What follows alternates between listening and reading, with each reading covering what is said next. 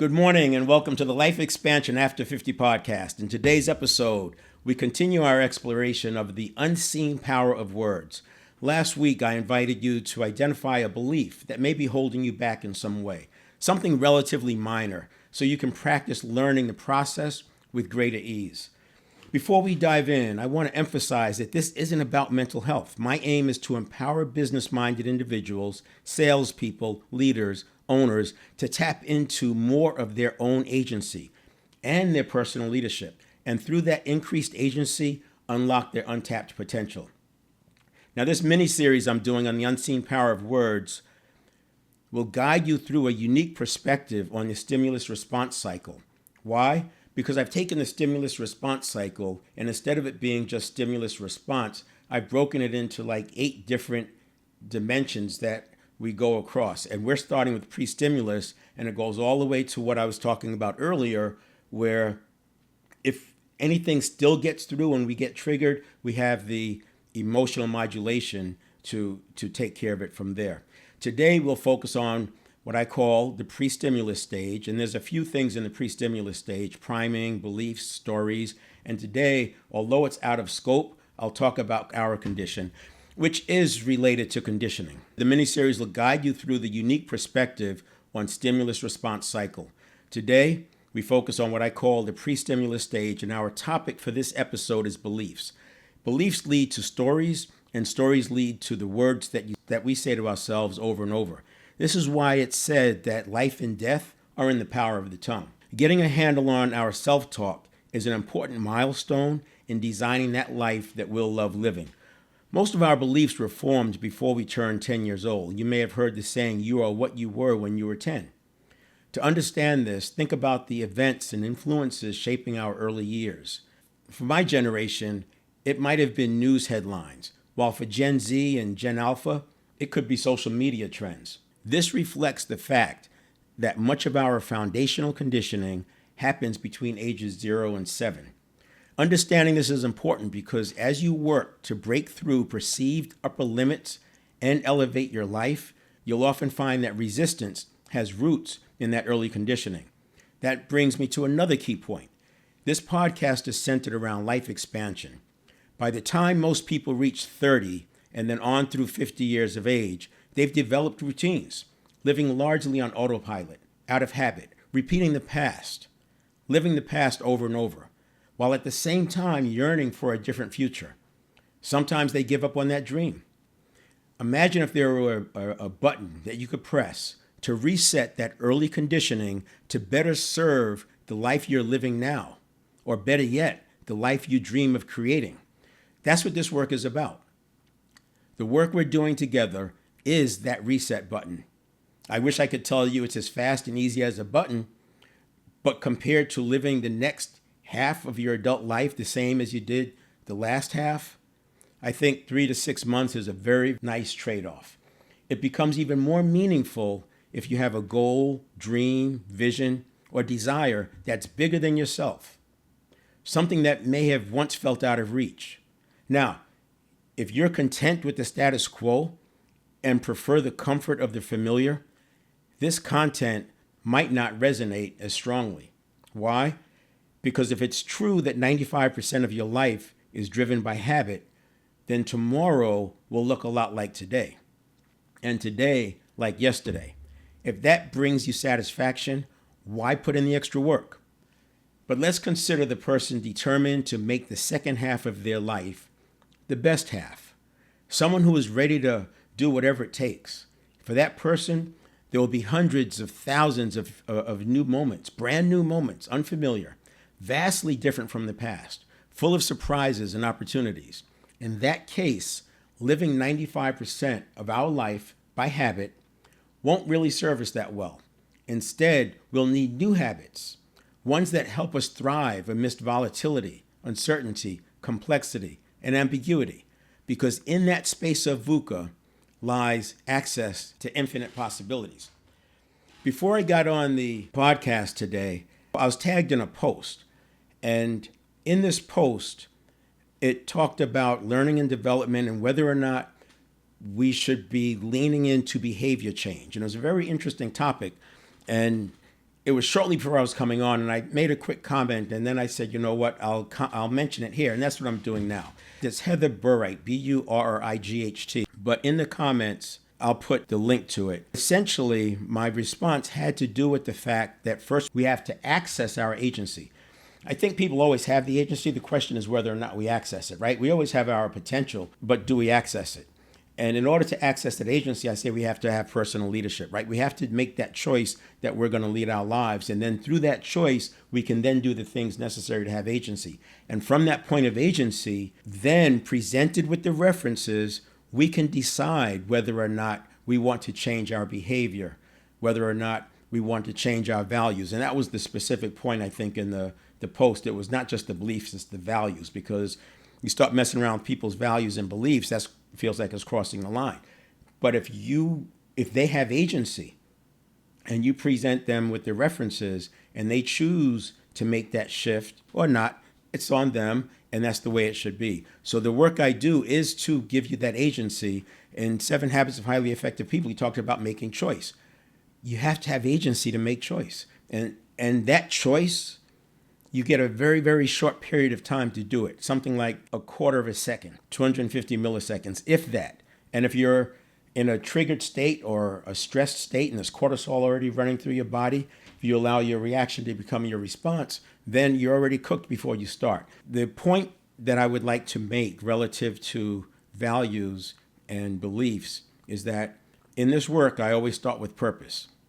And I'll talk about it a little bit here, but one of the things I plan to talk about is how we get into this space of beliefs and stories and our existing conditioning. There's like a loop. And if you look at that loop, it's like a big, big pot of spaghetti that you're cooking, for a large number of people. And I tell you that there's one of those strands of spaghetti is actually artificial, but it looks the same as the other. Imagine going in and looking for it. That's kind of like what it feels like. But if you start with purpose, and you make the purpose bigger than yourself, and you accept the fact that you will do the inner work necessary to meet that purpose, then it takes that whole pot of spaghetti and makes it irrelevant, because we're starting from post that. That's why I won't work with anybody for free, because obviously it's very convenient, but I don't have the right to push against their resistance, because their resistance is coming from a place of survival, and it could be existential level, and we don't know what else is connected to it.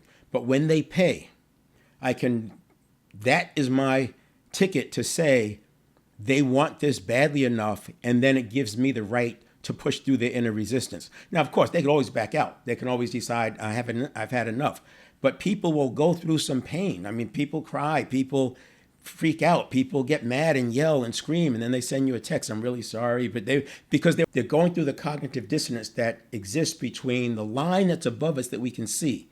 And when we go to cross that line, we enter into this new area of this new barrier of stories and beliefs and good experiences and bad experiences and trauma and violence and all this stuff that's in there. What the teacher said to me, 35 years ago, all that stuff is in here. And as we go into it, we're now pushing against doing something that we've believed most of our adult life that we can't do, that's not available to us. And in that, we get the cognitive dissonance. Just like excitement can have the same signature as anxiety, so as we go across that line, we may get excited. This is where sometimes they've been suppressing this belief that they might lose, and now this belief pops through that they might lose, because suppressing is not the way to do it, by the way. And in that moment, when this belief that is not available to them pops through, then it changes things. And that's what's happening in this cognitive dissonance. In the same way that if someone's working with the person with a phobia, the person has a phobia of snakes, as the person talks about snakes, if the phobia is strong enough, that person, they become the enemy just like the snakes, because they're trying to get this person to touch snakes. But to them, touching a snake is an existential problem. And I'm trying to get them to touch the snake. So that's why you have to do different techniques to take the subconscious out of play. And that's a big part of it. We're going to talk about that subconscious in a bit today, because it's an important point. Last week, I did this drawing, and this is a stimulus response. So if you can imagine, I started with just 2 boxes, stimulus and response. And then I made the point that it's not just stimulus response, it's stimulus reaction, choice, response. And then I made the connection that if we allow our response to equal our reaction, which I think happens largely as somebody who's over 50, I can tell you, I think that we're living 95% by habit. We're repeating things, right? And then because the habit, it fires over and over. And if you know anything about myelin and neurons, you know that with deep practice or intensity or duration or enough repetition, you get myelin wrapped around the neurons, and the neurons fire faster with more strength, precision, and accuracy. And then what happens is that they can bundle into what's called meta programs. So if you have a set of things that fire over and over, and this is why you connect. In James Clear, Atomic Habits, he talks about connecting the things you want to do with things that you're already doing, because there's a sort of a meta program kind of a view, but you're attaching it to something else that's very strong, very persistent, and it's going to be around for a while because it's become a meta program. So when you look at this stimulus reaction, this can become like a meta program for that particular stimulus, and stimulus cue, I'm using those interchangeably. And then you have choice, and then you have response. So if you make all this one thing, which can happen, in other words, my reaction, if I'm stressed, can be, like I said, a little over a tenth of a second, 150 milliseconds.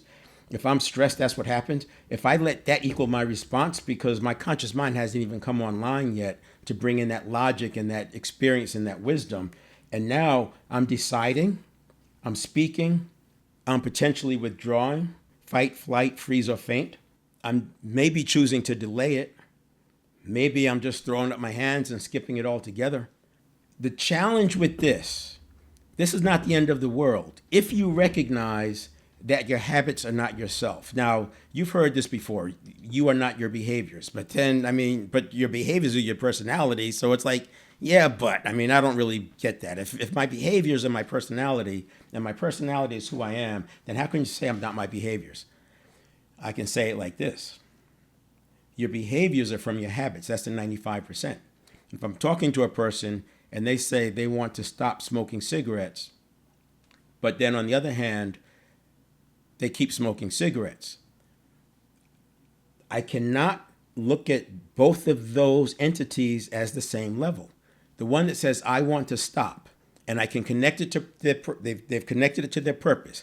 They're paying to have the work done, whatever. I don't do that kind of work. But if they're paying to have that work done, then I can knowingly say that the person saying, I want to stop, is them. That's who they really are.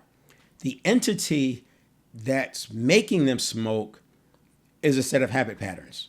And that entity is a physiological thing. It's a thing. It's not a being. The being is who's saying, I don't want to smoke. The thing is this network of neurons, the synapses, the neurotransmitters, dopamine and serotonin, this chemical cocktail that's working to get them to smoke cigarettes. So once we can separate it, now we can have a conversation. So what that has to do with this is, if you believe that your subconscious stimulus reaction, if you believe that that's your being, that's who you are, then you will double down on these things that it caused you to say or decide or do. You can experience this. You might remember this, where you're faced with something, you blurt out an answer, and then people ask you to justify the answer, and you do. You justify it, and then you fight over it. You double down on it, and then you write pieces about it because you are so committed. Cognitive bias kicked in, right? Consistency and commitment bias and confirmation bias. It's already told you, and now you think it's you, so you're thinking, my subconscious has kept me alive. It must know what it's talking about. This is what it made me say. Now I have to figure out what that means. And, they say, well, yeah, everything happens for a reason. So you back into what it means. But if I could get that person to pause and say, wait a minute, that's not me. I didn't mean to say that. And you can do that. You can literally say to yourself, cancel. I cancel that. And then restate what you really mean. And this will save you so much trouble in life, because who wants to spend their life defending something that came out of conditioning that happened 40 years ago? So that's why I say you are not your behaviors. Your behaviors may form your personality, but as you become a different being, your behaviors will change and your personality will then change. It's very, very hard to try to change it the other way, obviously. So this is what we talked about last week. No longer will we have the stimulus reaction equal the response. The stimulus reaction is a thing, and then there's a choice between here. So this is about a quarter of a second. This, you get about another quarter of a second, and then you have your response. Now, I talked about meta-programs. The meta-programs happen in here. But the other thing that happens in here is cognitive biases, and the cognitive biases are heuristic, and it's to speed things up for stuff that happens all the time. The thing that got my attention first with cognitive biases was Influence by Dr. Robert Cialdini. And then I started leaning into it because I saw how pervasive they were. The one that I see and I think is very easy to understand because it shows up in marketing, advertising, it shows up in, that's why we have conspiracy theories. Confirmation bias. Confirmation bias says that once we see something or believe something, that we will make other things fit that narrative. We'll automatically believe them if we believe it strongly enough. Okay, yeah, I get that. But watch this. Studies show, and they did this with research, if you are introduced with new information and for some reason you believe it's undeniably true, and I present you with 3 pieces of information from a particular source, and you believe that those pieces of information are undeniably true, then you'll automatically believe the 4th one. Now, this is research, cognitive bias, so there's going to be exceptions. You'll automatically believe the 4th thing from them, but the worst part is that it will take 11 iterations of counter facts or counter information for you to start doubting that source. And as long as the source every once in a while throws in some more undeniably true information, you could be locked in forever. It's kind of like that duck in psychology classes that would peck on this button, and when pecking on the button, it would give the duck food, and then if they stopped giving it food, the duck eventually stopped pecking on the button. But if the researchers went random and gave it food sometimes and didn't give it food other times, the duck would click that thing for the rest of its life. So that randomness that gets in there can create that. That's why you can have cults and conspiracy theories, because once they stop believing it, they believe everything else. And it's not that they're being mean or nasty or think, they just literally believe it. It's tied in. All right, now, pre-stimulus. Last week I talked about priming, and then we have beliefs and stories. The other thing I want to add, though, now we're going to look at it because I want to go to a new page and draw it a little bit differently.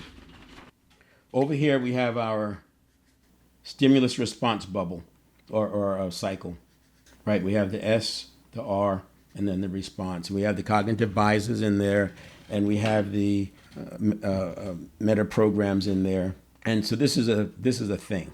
And what's interesting is this thing is on the short end 750 milliseconds, and on the long end, let's call it 3 seconds. So 3,000 milliseconds on the long end. And that's arbitrary. I mean, I'm not a scientist, and we could talk about that. But the reason I put 3 seconds in there is because that gives enough time to assess. But then there's another part out here that's, I would call it 3 minutes, that I would still put as part of this. This whole thing is what I call the stimulus response cycle. This is my version of it. This is access to those powerful present moments that can change your life. There's about 65,000 seconds in your waking day. If you consider that there's sometimes more than one moment in a second, you can see that in a day, accessing the powerful present moment is the gateway to you changing your life. And the powerful present moment is not just that moment, it's the pre-stimulus, during the stimulus response, and then the post-stimulus response. And that post-stimulus response, I use it as 3 minutes, because after 3 minutes, it requires different work. Inside the 3 minutes, I can build this whole thing into a habit. This whole thing can be habitual. So when I talk about the automaticity of the subconscious, I'm talking about creating a stimulus response cycle that serves you, and that stimulus response cycle will be a few minutes. In the beginning, it could be a lot more. The conditioning is way out here, right? That's where it really starts. We start with the condition. And this condition is where we are. Now, a person could be energized, they could be defeated, they could be stressed out, right? They could be on edge. There's all sorts of different adjectives for their condition. They could be rigid, they could be chaotic, but this has a lot to do with what happens over here, because if you're out of sorts over here, it's going to be harder to manage this. So we've got to come upstream and manage these things effectively. And then we have, this is where I started picking up last week, we have priming. We also have beliefs, and we have stories.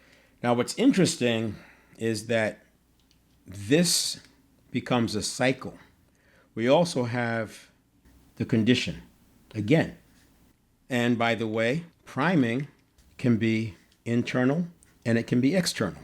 I'm going to talk about this for a moment because it ties right back to that post that I mentioned. This loop that happens, if a person is too deep into this condition that doesn't serve them, and you're talking about leadership development and it comes around to behavior change, I expect this person to resist because they're not ready for it. If they don't want the thing that is going to get them, then why would they make the change? And if you're pushing the change on them, then you're doing exactly that, pushing the change on them. I'm going to talk about this for a minute because it's an important point. I want to talk about this condition thing. So we have our belief, and that belief has created a condition, and that condition has created, you could say, a result, an experience, but it creates something. Let's just call it a result for now. And that result reinforces the belief. Because of cognitive biases and all that, they talk about, am I already listening? This, sometimes you get into this loop and you just can't break it because you just keep going back, and people, why do I always do that? Well, you always do it because you always do it. Well, why can't I stop doing it? Well, you can't stop doing it because you're always, it's like the loop. What I want to do first is let's go to another example where you have the belief, and then you have, instead of the condition, you have the action. This is why they say action trumps everything. If you want to make a change, you start with action. You have to get up and do some things. I can make a very good case why getting up and taking a walk can actually interrupt your pattern. It has to do with the way the subconscious scans for threats when you go through a doorway or when you go into a new environment. Also shifting your attention. Sometimes you've been in situations where you're kind of stressing out and then something bigger, badder, crazier shows up, and you focus on that, and you can't even get back to the thing you were thinking about because this has your attention. So we can actually do that with habit. We can do that with habit. It's what happened with the positivity exercise, as I talked about it this morning. And then we have action, which leads to a result, and that result reinforces the belief. So this, you would say, is a good loop. But I would say there's even a better loop. And that better loop would be, we have the belief, we have potential. The belief changes our potential. It changes what we think is possible. And this gets to the post about learning and development. If the person doesn't see that there's potential out there, it makes it very difficult for me to try to change my behavior to get something that I don't believe exists. If I don't believe that something is available to me, then why am I going to go through the work that you're telling me will get there if I don't believe that's there? So the first thing we have to do is believe in the potential. When you believe in the potential, then you can take a different kind of action, and that action will get a different result. And the other thing that came to mind with that post is that it's very easy to slip into being a victim without realizing it because we sugarcoat it, we dress it up with nice words, but a victim mentality is a victim mentality, and it just depends on how far upstream you want to go. If I'm a victim mentality because of my stimulus response and my subconscious, and that's the way I'm built, and that's the way I'm wired, and I was conditioned from 0 to 7, that may not sound like I'm being a victim, right? It may sound like I'm accepting the fact that human beings are this way. But now I'm giving you information about pre-stimulus, and if you research it, do your own testing and experimenting, and you come up with the same conclusions, and then you choose to ignore it, now you can see that you have no more right to complain, because now you would be being a victim. So I think that that's a big part of it. So that's why I say start with purpose. There's a scene in the movie Black Hawk Down. They're getting ready to go back out. And one guy says, I'm ready to go back out with you. And the experienced person looks at him. Now, I don't know what was in that person's head that inspired that scene, but I will tell you, he probably saw, based on the facial expressions, He probably saw that this person didn't really believe that they would prevail, that he was going because it was his duty, but not the kind of duty that rises up, the kind of duty that makes you do something because you're obligated. He was obligated to go back out. So he said, I'm ready to go back out. Now they only have 5 or 6 soldiers going back out there this time. And there's 1,000 enemy on the roofs. They have the advantage, but yet they were going into this and he's willing to not take this extra body. Very, very important point, because he saw that the person didn't have enough why to do it. Now, what's the big why the other ones had? They've accepted that this is who they are, that they will make it happen. And that replaces, I guess, the why, or you could argue that is a why. But I put that in there because I think too often we skip that whole part of it and we let people be victims and then try to give them solutions that require agency. You can't take on a solution that requires agency if you're in a victim mentality. Now you have belief and my potential changes. I take action, and now I get a different result because I took a different action, because I have the potential. I believe those things are available to me, and now my belief changes. See, and then the belief can change and get bigger and bigger. So there's different ways that you could describe that. The other thing I want to talk about is I talked about condition. If you're in coaching, you probably said it yourself that you can't design a great solution from a place of lack or a place of fear. I'm going to lean into that a little bit deeper. So if we take this idea of coherence, and for this example, you can make coherence be whatever you want it to be. But just think about heart-mind coherence. The part that's coherent is moving along well, and then you have the incoherence. And the incoherence creates rigidity and chaos, sometimes at the same time. I hate everything that's going on. I can't do anything about it. I'm not going to move. I hate where I am, but I'm not going to move. Sometimes it's at the same time. And then I have this view that says, if you focus too much on the rigidity and the chaos, what we focus on expands. And if it expands, that leaves less room for coherence. And so now you have very little coherence and you have a lot of incoherence. And this is what I'm using this as an example to say condition. So it's not technically, you're not going to see this in a medical book or anything. It's not technically accurate. But when I'm in the context of this stimulus response cycle, I would say that's the condition I'm talking about. And that's why we have this loop. That's why I went to those examples, because your belief creates your stories and your stories reinforce your belief, and then priming could reinforce all of that or take you even deeper. And you have external priming and internal priming, and then that creates the condition. And in order to break out of the condition, you have to take some action. My best client is the person who's tried everything. They've tried everything, they've just given up. Because I'll use those words with them when things get stuck, because the inner work is hard. It's not hard, physically hard or difficult. It's just scary because it's the unknown, and the subconscious looks at the unknown as a Serengeti tiger. So it's like every day you're like having to face this tiger, and you get tired. You get tired of facing this tiger, even though every day when you reach out to touch the tiger, it dissolves. Soon you stop reaching out to touch it because you just are aware of it, and you become aware and it dissolves. And then eventually you get to the point where you just ignore it, and then you just notice it's just a data point. The Serengeti tigers are just data points. So that's what happens in this loop. And this is not a shameless plug. It is a shameless plug, but it's not meant to be that. That's why when the client pays for the coaching, they're already probably halfway there. Now they need the tools and the resources. But that is the action that shifts this whole thing towards the condition being better. The thing I should say about the internal and external priming is that if you accept quantum physics view of the world as opposed to Newtonian physics, everything is atoms. And the same way we are, that's sort of how our cells are. So if you work in an organization, the internal environment of the organization is your external environment. And we respond to our external environment. Put you into a Cold climate, you acclimate, right? Put you into high altitude, you acclimate. We respond to our external environment.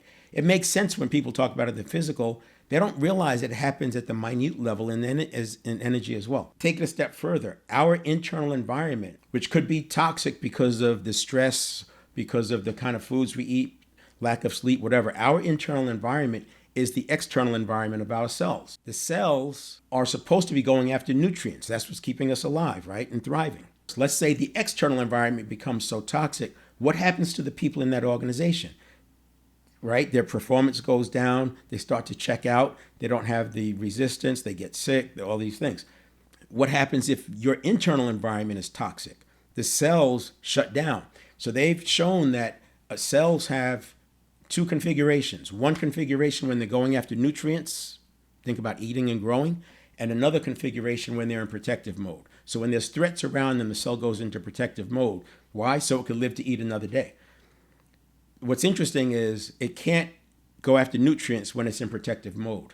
So now that's why you can see that shutting down creates more and more and more problems. So if you're in a toxic environment and your body, that's your external environment, you respond and become a different kind of a person, and that creates toxicity inside.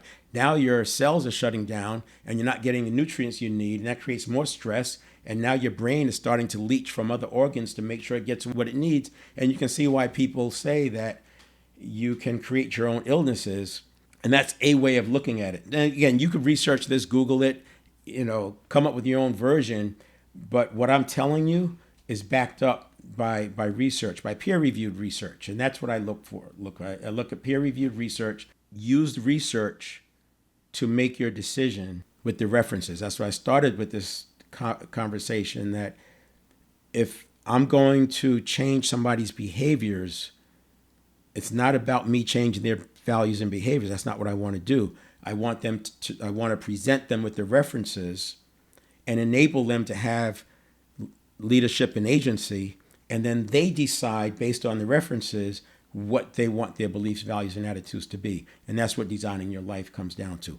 So I talked about last week that we should come up with a belief that's kind of minor, and one that's been holding you back, the ones that's been getting in your way, and we're going to do something with it. Because we started talking about the power of words, but look where belief is.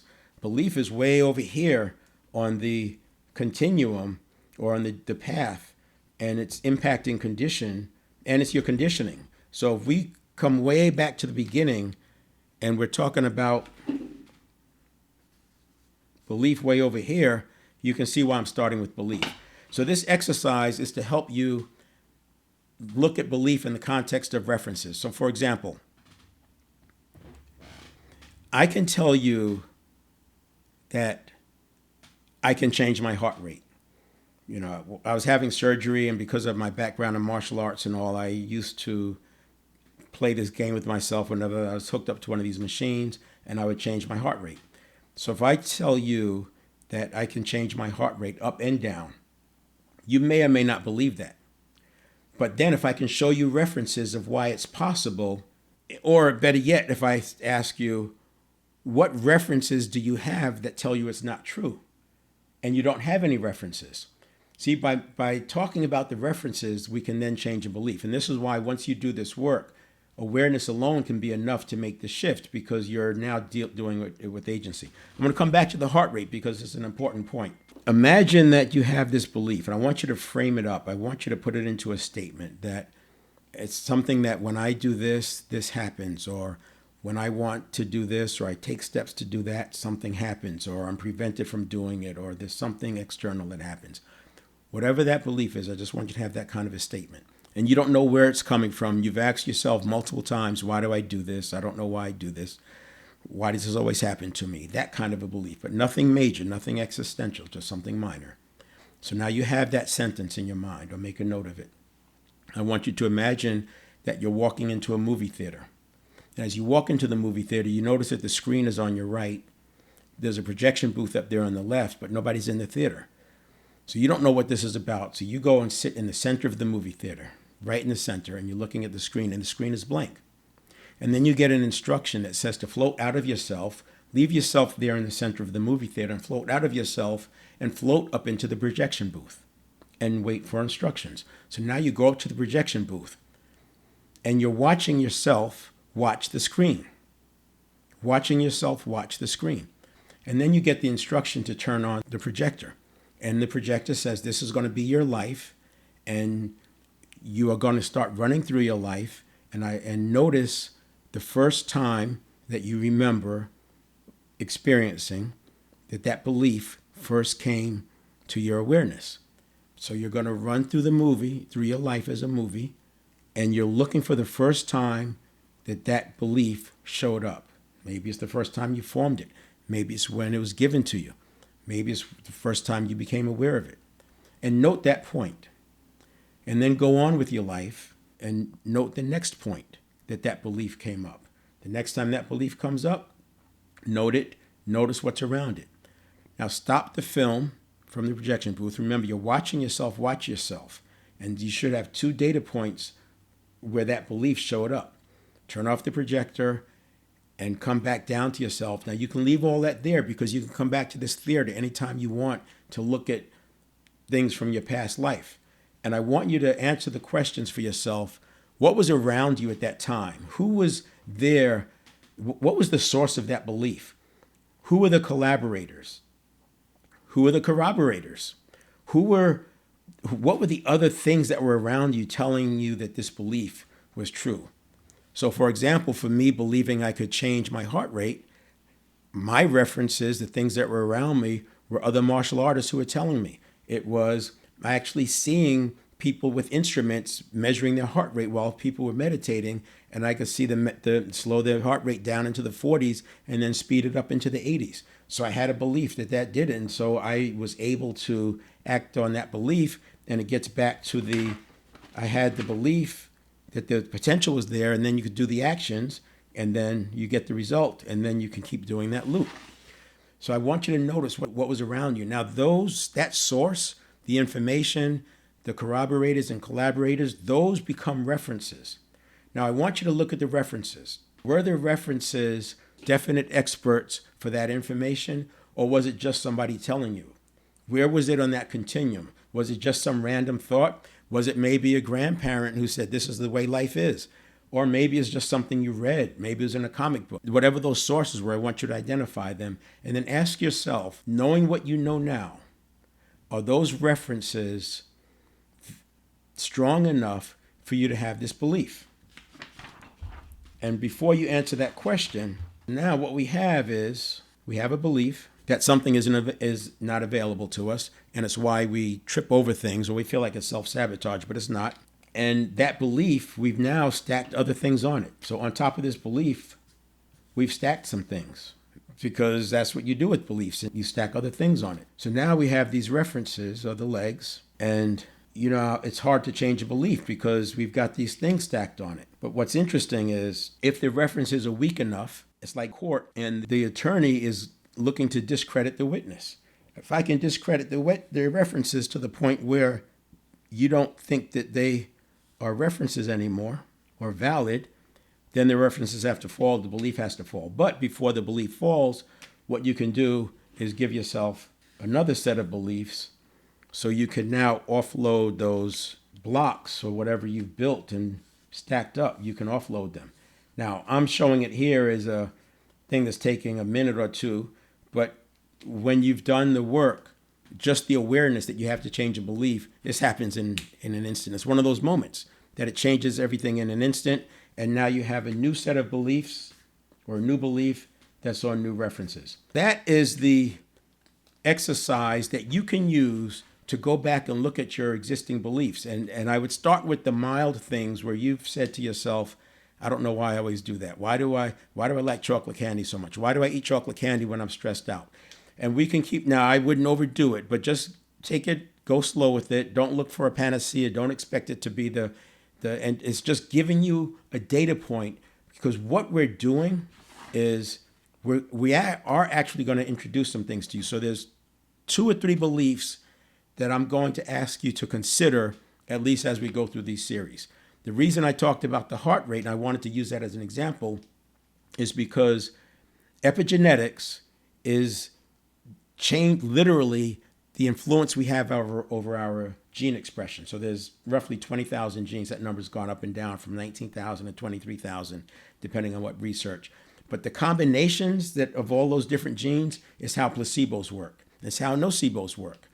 It's why in ancient times somebody could cast a spell on somebody, at least this is what I think, and the spell works. And then because they had so much belief that that spell was it, that the inner system changed, that gene expression can actually heal. This is why the mystics talk about healing.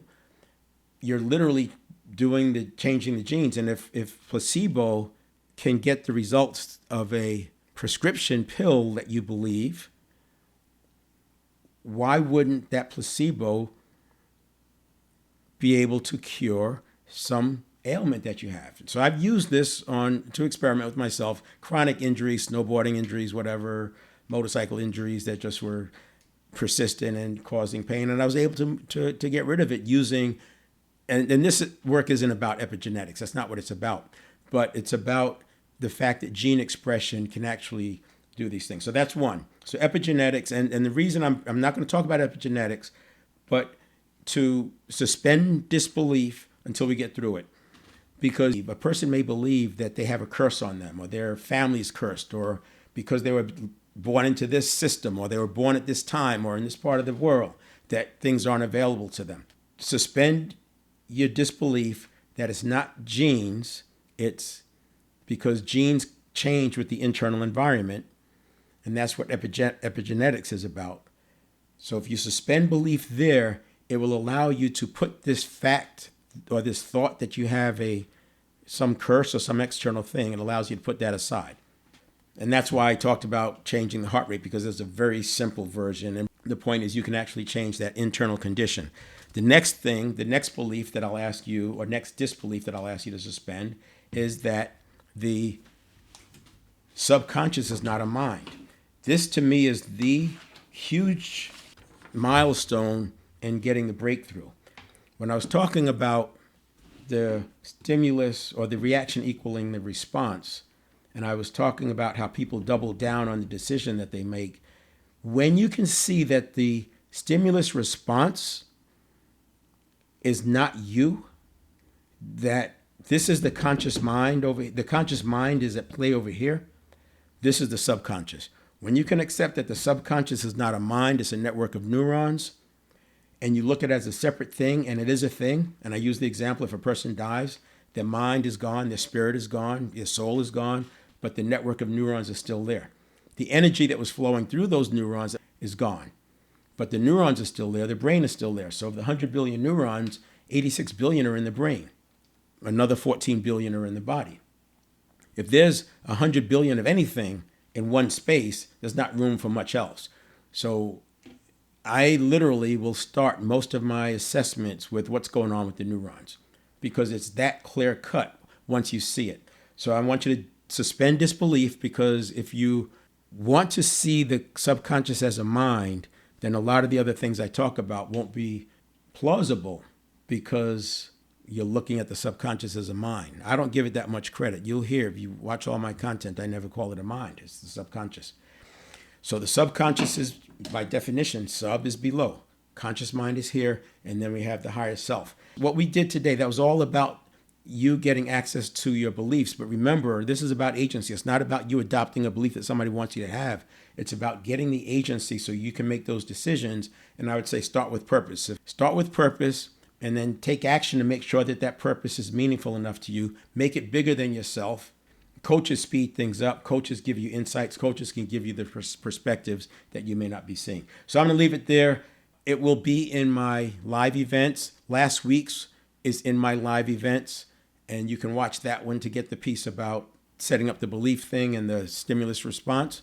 And then next week, we'll get into the vocabulary, speaking specifically about transformational vocabulary and why words have so much power, why they're like our internal priming, how they interact with other people's external priming, and how words actually can create our condition for good or for bad. So we'll see you then. Take care.